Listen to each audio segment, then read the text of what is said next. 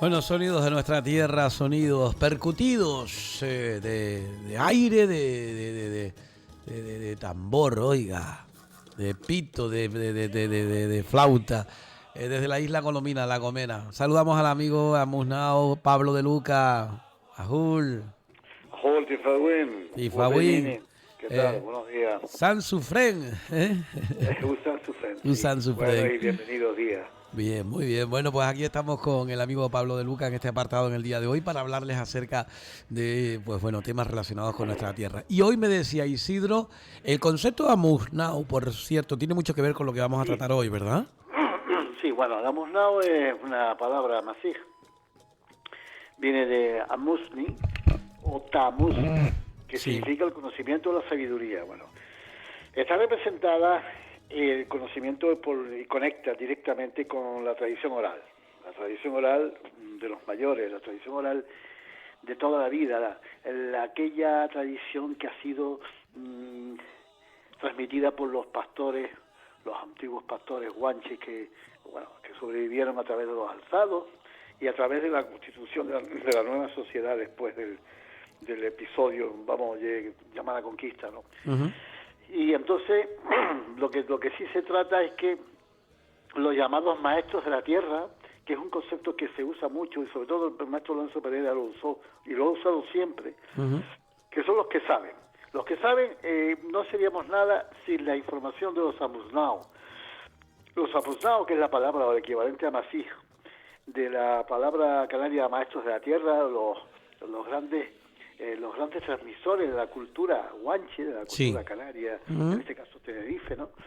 Pues son los que tienen el verdadero valor, y el que hay que tenerles un respeto absoluto. Sí. Y está conectado con la palabra mago, como ya explicamos otras veces, que significa mahag, que significa noble, porque son ellos, esos pastores con las manos encallecidas, esos pastores y esos agricultores que ya con la edad, con el paso de los años, han mantenido vivas las tradiciones y lo que es el legado de todo un pueblo. Sí. Y ahí reside el pilar del conocimiento de la tierra, del conocimiento ancestral, del legado, ¿no? Sí. De memoria colectiva de un pueblo, ¿no?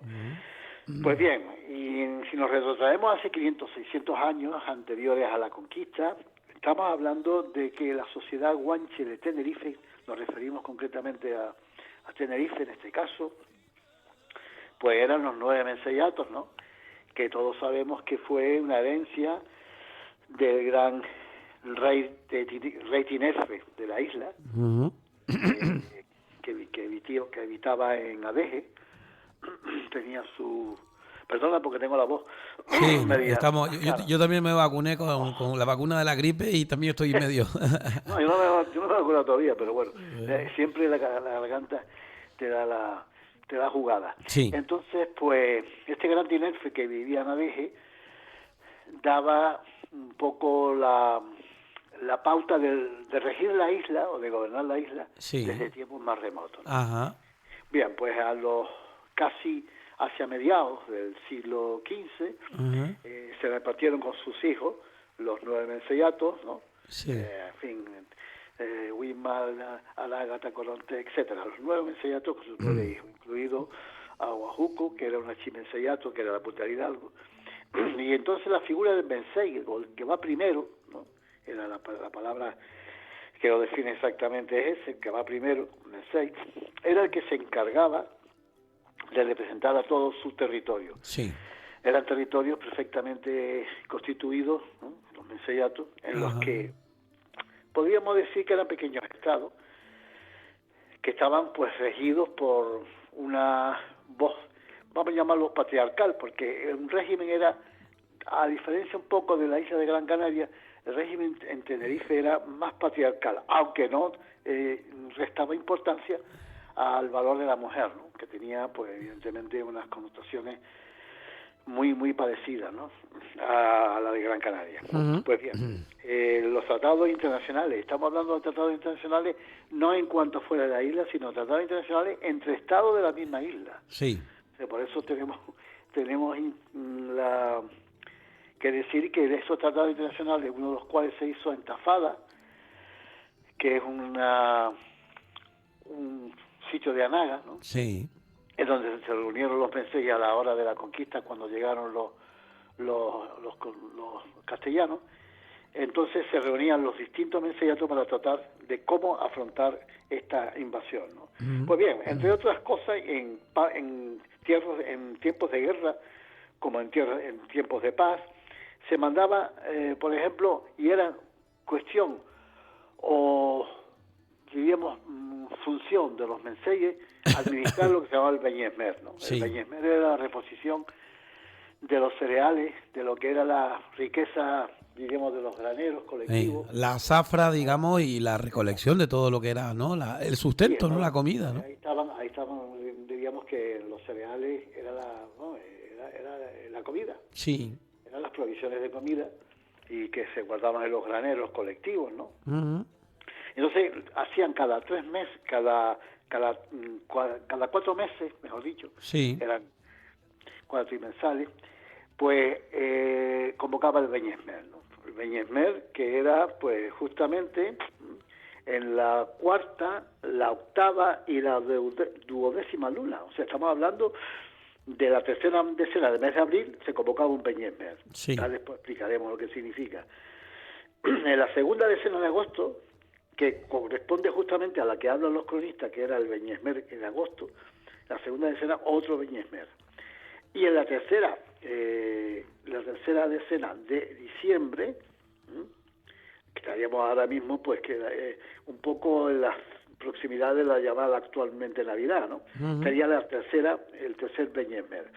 El tercer beñesmer los beñesmeres no eran sino las fiestas que se hacían para repartir sí, y para reponer los alimentos que se gastaban. Además, era una fiesta, Pablo, me imagino, porque, a ver, en ese momento se dependía mucho de lo que daba el terreno. Entonces, para ellos era una fiesta, era la abundancia, era el preservar la vida y el consumo de la comida. Si te fijas, claro. la estructura de la sociedad guanche era jerarquizada. Sí. Su cabeza estaba el mensei, en la punta, vamos a llamarlo del sí. estatus social, ¿no? Ajá. Que era la punta de la pirámide. Después estaban los nobles, los próximos al mensei, los archimenseyes. Después estaban los escuderos, guerreros y notables. Y al final estaba el pueblo llano. Hay una expresión que yo quiero preguntarte, de lo de achicuca, ¿eh? Y después está cucajá y achicuca. Achicuca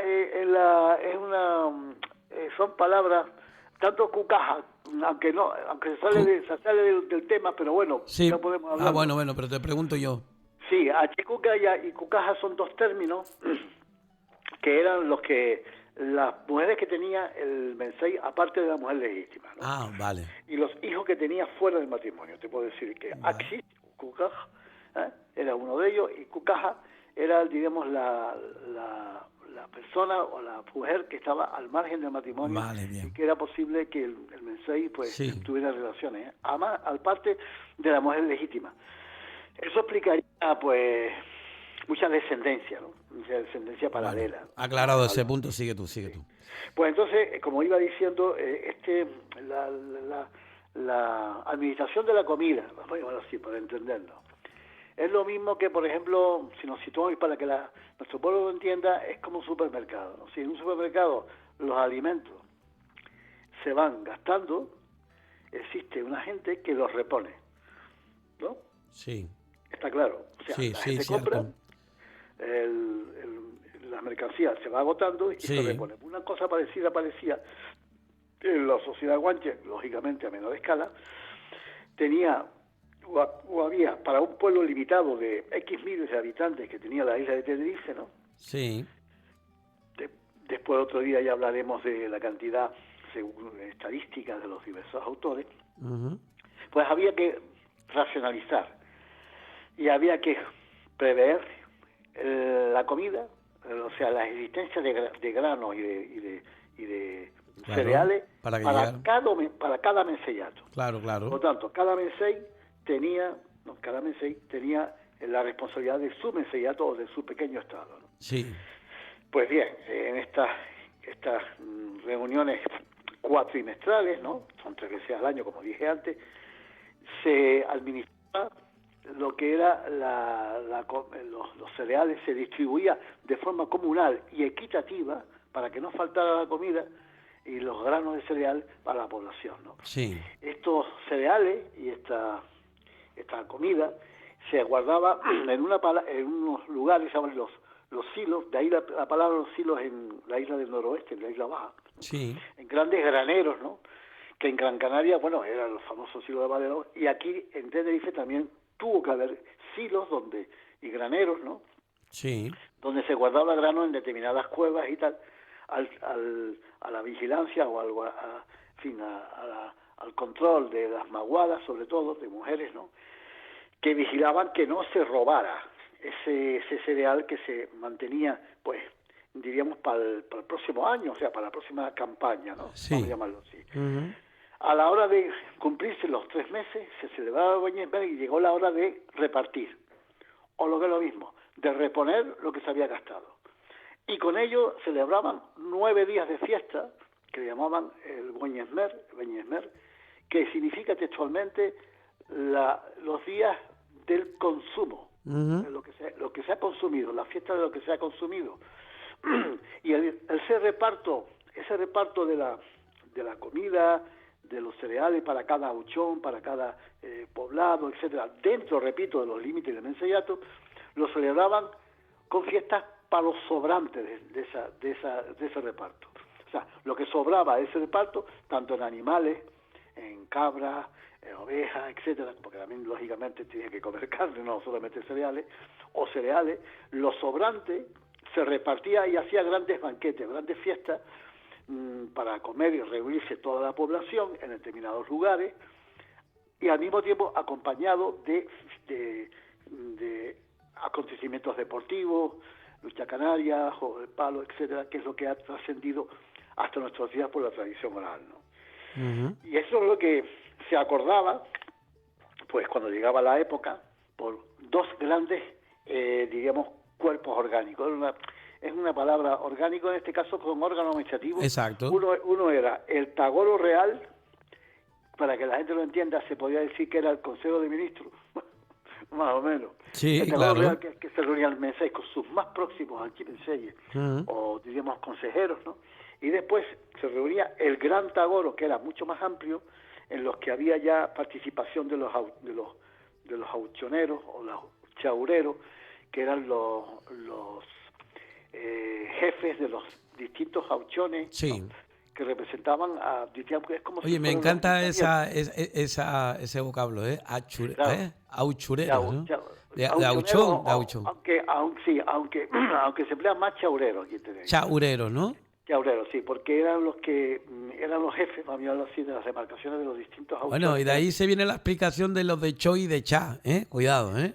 Lo de Cho María, Cho Sí, Juan, es posible. hay una posibilidad en eso. También yo lo he estudiado otras veces, Hay ¿no? una posible, Sí. una posible conexión de que era el jefe de los pequeños, vivíamos en clave ya más locales o más Sí. localizados, porque los guanchis vivían aislados en pequeñas demarcaciones de varias cuevas. Pues mira, te voy a decir una cosa que que cuevas en un sitio, Sí. otro conjunto de cuevas más alejado, Sí. otro conjunto de cuevas en otro sitio, y así. Cuando se reunían todos en un sitio determinado, Sí. no es que estaban formando un núcleo, vamos a llamarlo así, concentrado. Pues mira, te voy a dar una perla en unos segundos nomás para que veas tú hasta dónde llega y esa herencia y la explicación de eso que tú estás diciendo. Don Pepe el Manco, un hombre de aquí del municipio muy conocido, de la zona alta, de transportista y demás, me dijo en su día: Isidro, no te olvides que cuando hables digas que habían 3 formas de llamar a las personas. Una era Cho, otra era Siño y otra era Don. El Don era en la ciudad, el Siño en las medianías, y el Cho era en la zona alta, donde estaban los alzados. ¡Ah, amigo! Exacto. Amigo. Sí, señor. Esto es un dato interesante porque revela lo que está diciendo. No sabía esta división. ¿Sí? ¿Podría repetirla, por favor? No, mire, él me decía, don Pepe me decía a mí que tradicionalmente aquí en el Valle de la Orotava y especialmente en la zona donde hablamos de los Realejos, se decía, a las personas se le denominaban, con educación me refiero, por 3 formas. Una era Don, si hablamos de la ciudad, de la parte Sí. del casco La parte de histórico. los vecinos que Vale, estaban urbanizados. vale, correcto. Siño era Siño Alberto, Siño tal, en la zona de medianías donde habían terrenos que eran incluso algunos, como en el caso de la Cruzanta, conocidos como un personaje que tenía potestad como juez de paz para casar a la chiquillos Claro, que y el poner, Siño, ese es el claro, Siño. Y viene de la después palabra la señor, parte señor. alta, donde estaba todo el ganado caprino, donde estaba la agricultura más condensada, donde tenían sobre todo el acercamiento al Monte Alto y al Parque Nacional del Teide y todo eso, esa gente que dominaba todo eso, que era gente recia, dura, esa eran los chos. Exactamente. Bueno, a nuestra obra del 2017 del diccionario, la palabra cho y cha la estuve estudiando y era como fórmula de tratamiento, ¿no? Que se anteponía al nombre de la persona, ¿no? Personas mayores, ¿no? Dignas de todo respeto, Sí. eso hay que decirlo, y perteneciente al nivel popular. Efectivamente. Por ejemplo, en Nicola del Alto había una señora mayor que llamaban Chopanchita, Sí. por ejemplo, en la tradición oral. Había otro señor que se llama Chomatía, le ponían el nombre cristianizado, evidentemente, pero siempre con la palabra cho delante. Yo delante. Dice, nunca le decía cho como los demás, trataba con igual respeto al pobre que al rico. O sea, había una igualdad de trato, Y sea además, cho, o sea sinio, o sea don. Y en el Tajaraste O sea, también está la letra, que en el Tajaraste efectivamente, o sea, que por vivir lejos y por vivir fuera de lo que era el entorno urbano, el tratamiento era el mismo, ¿no? Decían cho. Pues bien, yo estaba estudiando esa palabra, chu, y hay una palabra muy interesante, ¿no? Muy interesante, que podría aproximarse a lo que tú dices, ¿no? Y es la palabra tamasí, shower. Shower significa, hay un verbo en tamasí que significa consultar o aconsejar. Ajá. Fíjese bien. Y hay una variante, que es lo que nos importa, de la palabra chewer, que es chiur. Ajá. Chiur. Y fíjate bien, qué diferencia fonética hay entre chiur y cho. Sí. Por tanto, es el que aconseja o el que se consulta. Sí, el sabio, Cuando había que definitiva. consultar algo, Sí. ¿quién era el que más respetado y el más que Claro. sabía de las costumbres? Entonces, de los antiguos? por un lado, tratamiento de respeto, pero también de Absoluto, reconocimiento era de un sabiduría. De reconocimiento. absolutamente de respeto. De lo que estamos hablando de los mayores, oiga. Exacto. E incluso con esta, porque ha estado bien que haya sacado el tema, porque es importante para el respeto de los mayores que esta palabra cho se emplea también como topónimo. Tenemos montaña de Cho, Cho Marcial, exacto, Tagoro sí, de sí. Cho, Sí. o montaña del Tagoro en Adeje, mire bien, montaña. Aguas de Cho, después en Arguayo teníamos el Tagoro de Arguayo, el Tagoro y el Roque de Chao, ¿no? Fíjate, todo está un poco relativo al hecho de consultar. Y ya que tenemos de cerquita consultar ahí, tenemos o de aconsejar. Chanajiga, por ejemplo, aquí en Los Realejos, Claro. que cerquita, ¿no? Que era todo era, el fondo era consultar a los mayores, consultar, las cosas de consulta. Y claro, estamos hablando de consulta en Tagoro, ¿eh? Pues mire, don Pepe, el del Valle, ¿a dónde hemos llegado, don Pepe? Con Era su apreciación. Siempre consultar Sí. a los mayores en los tagorones. Entonces, ¿quién era el que, por ejemplo, si se hacía un tagoror en una zona determinada, no a nivel, diríamos, masivo para las grandes fiestas, ¿no? Que cuando las grandes fiestas o el Beñemer se reunía todo el pueblo. Sí. Tenían los distintos aguchones y se reunía y hacía grandes fiestas todo el pueblo. Sí. Sino que en la vida cotidiana, cuando un chaurero quería reunir a la gente de su auchón, que eran, por ejemplo, yo qué sé, 20 o 30 cuevas, reunía y hacía un pequeño tagoror con los vecinos de las cuevas. Y así lo hacía otro, y así lo hacía otro y tal. Y claro, esto es un detalle de cómo, a través del tiempo y a través de los alzados que estuvieron vigentes después, por supuesto, de la conquista, en forma de pastores, Sí. de pastores y de agricultores también, porque cada agricultor, cada mago, en este caso, en el sentido noble de la palabra, no despectivo ni mucho menos, pues tenía la prerrogativa de cultivar la tierra de los antepasados, porque los guanches cuando tomaban o cuando comían el gofio de cebada, que era lo más que abundaba, y el gofio de trigo, eso había que cultivar, y había sus campos de trigo, sus campos de cebada, los molinos que hacían las mujeres para hacer el gofio, que eran las mujeres las que lo hacían, estaban las encargadas de moler el gofio, en fin, el cereal tostado y después molido, ¿no? Sí. Y entonces tenemos una distribución de la sociedad y una repartición increíble, ¿no? Era una sociedad comunitaria perfectamente, era al mismo tiempo comunitaria, equitativa, casi socialista, pero al mismo tiempo patriarcal. Sí. Porque era el Mesey la figura máxima. Y una cosa también curiosa, el pueblo no elegía a gente que era ni cobarde, ni enfermiza, ni deforme. Esto lo recoge Bethencourt Afonso en su historia del pueblo blanche. Y es curioso, elegían a los mejores. Elegían a los más valientes, a los que estaban en mejor forma física y a los mejor que estaban en cuanto a poder distribuir la justicia. No se elegía a un Mesey de casualidad o porque había, vamos a llamarlo así, una costumbre por ser hijo de o pariente de, sino que se reunía democráticamente el pueblo y se elegía a alguien que reuniera las condiciones, fuera conocido o no conocido, ¿entiendes? Sí. Entonces, claro, estamos hablando de un régimen republicano, era Guañac, era la república, ¿no? Sí. Y hay un dato, que también lo nombra Bethencourt Afonso, que el ejemplo de lo que estamos diciendo es que el Mesey Sortibán, que fue uno de los Meseyes de Weimar, no pudo ejercer como Mesey porque fue ciego, era ciego. Sí. O sea, tenía un problema, ¿no? Que le sobrevino, entonces no podía ejercer. Todo lo demás, todas las mejores cualidades las tenía el Mesey, que por eso le llamaban el primero, el que está primero y el que manda. Muy bien. Bueno, pues nosotros hoy con Pablo de Luca estamos intentando buscarle razones a muchas cuestiones que, como ven, Pablo muchas veces, y yo, eso tengo que decírselo, porque mucha gente pensará, esta gente pasa horas, en el caso de Pablo, lógico.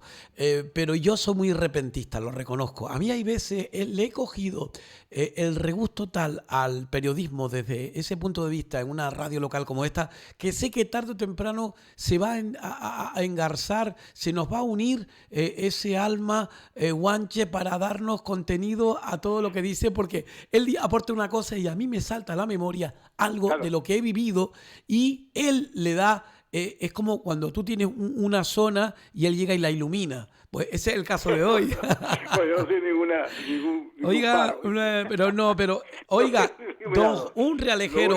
Lo único que tú haces es asociación de ideas. Bueno, pero eso se hace porque yo siempre he creído de que tiene que haber algo por encima de nuestras mentes que también está ahí, aunque no lo veamos. Y te digo una cosa, un convecino mío llamado José Antonio Avila y Clavijo dice que te lo voy a dedicar hoy a ti. Avila y Clavijo, el famoso señor. Del siglo XVIII. Bueno, pues decía que la luz de la razón ilumine la ignorancia, que ilumine a la gente, que ilumine, y eso lo estamos haciendo gracias a Pablo de Luca y se lo agradezco muchísimo. Gracias a mucha gente que está trabajando. Don Pepe el del Valle hoy, me vino a mí Don Pepe el del Valle hoy a mí a la mente, los ciños en la Cruz Santa y todo eso, claro que sí, hombre. Pero claro. somos mucha gente los que estamos luchando por esto, mucha gente. Bueno, pero para mí es un honor tenerte a ti, tener a Isidro Cedré.